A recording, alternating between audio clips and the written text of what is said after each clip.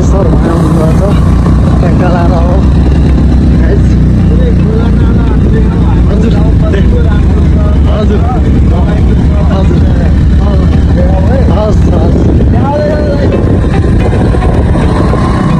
कति पछि आउनु भयो हजुर अहिले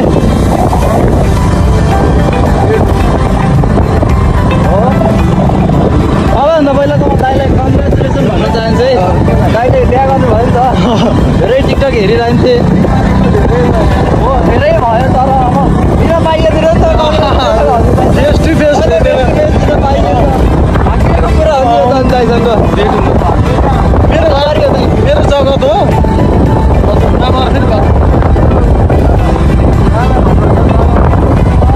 बारी पनि दाइ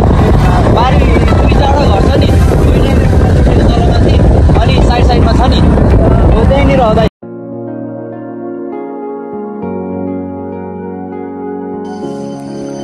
hello and namaste welcome back to my YouTube channel मेरो युट्युब च्यानलमा सबैजनालाई स्वागत छ आज चाहिँ हामी स्याङ्जा भन्टाबारी गाउँदेखि पोखराको यात्रा भन्टाबारी हाम्रो गाउँ सर यस्तो छ दामी छ नि होइन गाउँ यस्तो छ यहाँदेखि हामी चाहिँ आज पोखरा जाँदैछौँ हिजो टिकाको दिन आज चाहिँ टिकाको भोलिपल्ट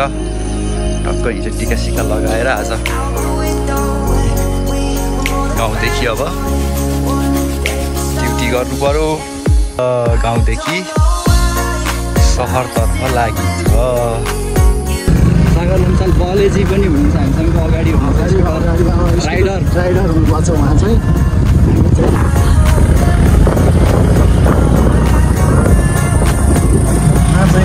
ल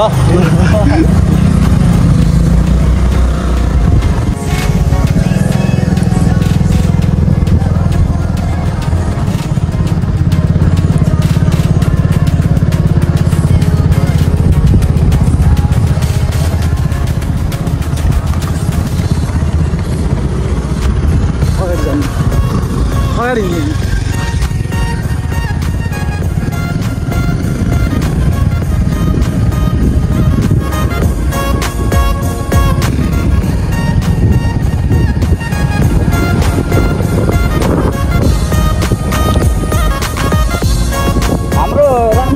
सिङ्गरको घर नि यहीँ नि है हो यहाँ माथि यहाँ माथि हो घर हजुर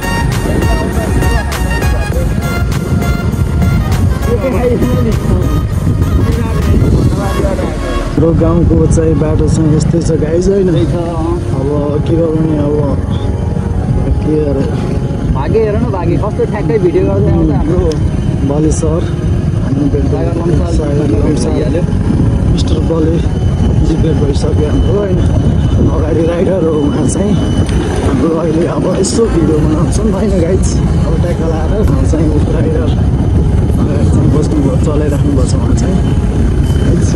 अब ट्याक्का लाएर के गर्नुपर्छ भने अब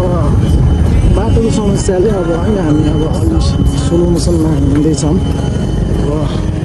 बाटो त लास्ट के पानी हिँड्यो है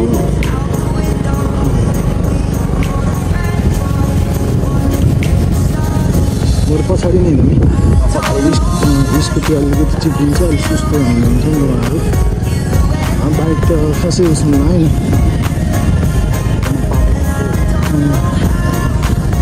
यस्तै छ अब बाटो चाहिँ अब हाम्रो घन्टाबारीबाट कुम्दीसँग यस्तै छ बाटो गाई होइन अब हाम्रो अब भ्लग चाहिँ अब यस्तै हो अब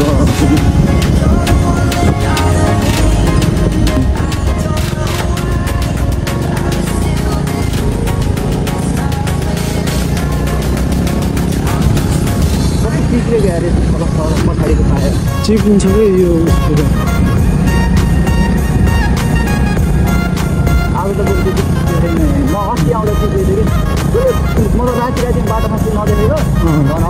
मजेरो यस्तो भयो नि त अब डबल भयो भने अलिकति ठाउँमा बसिरहेको हुन्छ नि त पछाडि वेट हुन्छ अगाडि स्कुटीमा कस्तो नाच्छ डबल भएर त्यस्तो उस भएको यतिको स्कुटीको त्यहाँनिर पछाडि के त हजुरमा आएको जुन बाटो जुन बाटो जुन बाटो आयो त्यही बाटो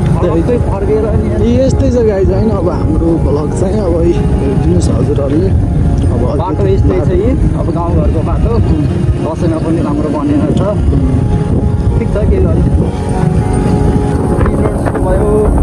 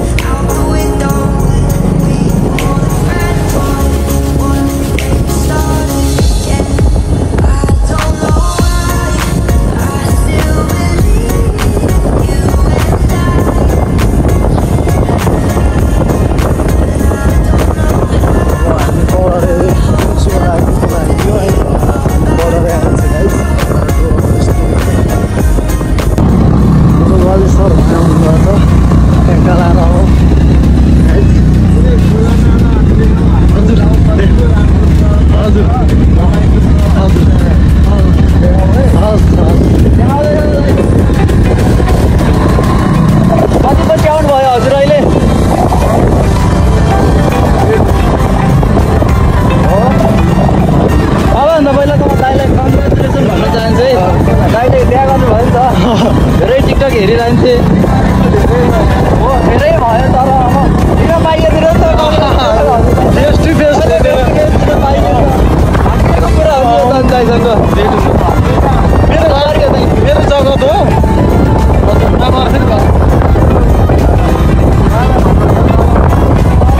बारी पनि दाइ बारी दुईवटा घर छ नि अनि साइडमा छ नि हो त्यहीँनिर हो दाइ त्यो चाहिँ भनिराख्नु थियो पहिला आउँछ आफ्नो त आउँदैन भन्नुहुन्थ्यो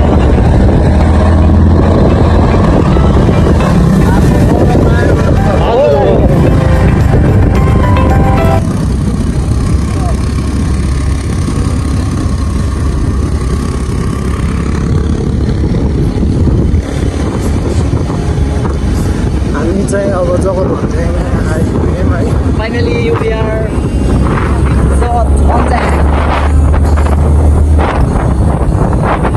ल केही भनिदिनु दाइ थोरै अहिले हामी जगत भन्ज्याङमा छौँ भाइहरू भण्डाबारीबाट होइन हजुर अनि म चाहिँ उता गैरीबाट हजुर लगभग हाम्रो बाइकको डिफ्रेन्सेस आधी घन्टामा भण्डाबारी पुगिन्छ होला होइन हजुर गैरीबाट एकदमै राम्रो ठाउँ छ ऊ यो लोकेसन देखाएको यो चाहिँ जगत भन्ज्याङबाटको सिन पहिला हामी यो बाटो हिँड्दै जान्थ्यौँ अहिले तर दाइको घर पनि पहिला भण्डाबारी नै है होइन मेरो बाबा ए मामा घर चाहिँ भण्डाबारी बाटोकै घर अहिले चाहिँ हामी टक्क जगत भन्ज्याङमा छौँ जगत भन्ज्याङको सिन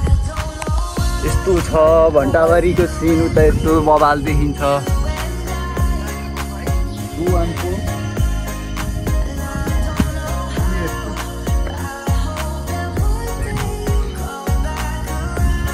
तर सिन दामी देखिने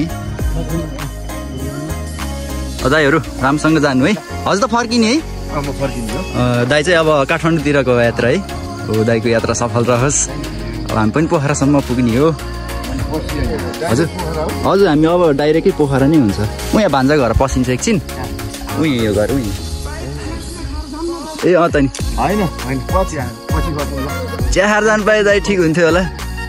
पछि भन्ने कुरा त दाइ पछि त त्यस्तै हो पछि दाइ ल हस् दाइ ल दाइहरू जानु लाउनु भयो अब ल हस् राम्रोसँग जानु है दाइ ल फाइनली दाइहरू जानुभयो ए अब हामी पनि लाग्नुपर्छ